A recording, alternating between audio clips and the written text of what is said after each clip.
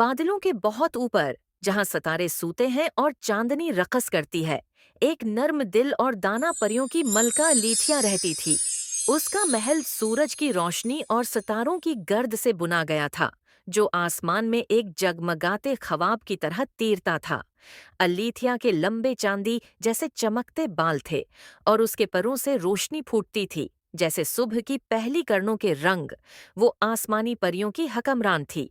ये परियां हवाओं की रहनुमाई करती थीं, सूरज ढलने के वक्त आसमान को रंगती थीं और नीचे सोए हुए होंगे जहान पर ख्वाबों का जादू छिड़कती थीं। हर रात मलका लीथिया आसमान में परवाज करती, अपनी छुरी से चमकते ज़रात बिखेरती और बच्चों के कानों में पुरसकून ख्वाबों की सरगोशियां करती। मगर एक रात कुछ अजीब हुआ। एक सियाह साया आसमान पर फैलने लगा, ऐसा बादल जो पानी से नहीं बल्कि उदासी से बना था। उसने सितारों की चमक छीन ली, चांदनी को मुद्दम कर दिया और जमीन पर ख्वाबों को सर्द और बेरंग कर दिया। आसमानी परियां डरने लगे, उनके रंग फीके पड़ गए और रोशनी मानद होने लगी। मलका अलीथिया ने सब परियों को उकठा किया और नरमी से कहा, ये उदासी हमारी नहीं, ये नीचे से आई है। कोई ऐसा है जिसका दुख इतना गहरा है कि वो आसमान तक जा पहुंचा है। उसने आंखें बंद की और दिल से सुनने लगी। नीचे एक छोटे से गांव में एक बच्ची मेरा खड़की के पास बैठी आहिस्ता आहिस्ता रो रही थी। उसकी माँ बीमार थी और मेरा डरी हुई थी कि वो उसे खो न दे।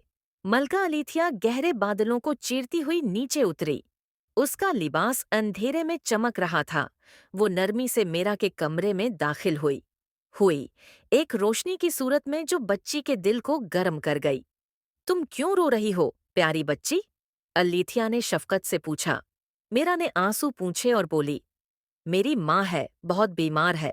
मैं नहीं चाहती कि वो मुझे छोड़कर चली जाए। मलका उसके पास बैठ गई, उसका हाथ थामा और कहा, इतनी गहरी मोहब्बत बहुत ताकतूर होती है। अपने दिल की रोशनी को जगाओ और मैं उसे सितारों तक ले जाऊंगी। अलियथिया ने मेरा की उम्मीद, उसकी दुआएं और उसकी मोहब्बत को उकठाकर के एक चमकते हुए बलवर के आंसू में बदल दिया। वो दोबारा आसमान की तरफ उड़ी और उस आंसू को उदासी के बादल के बीच रख दिया।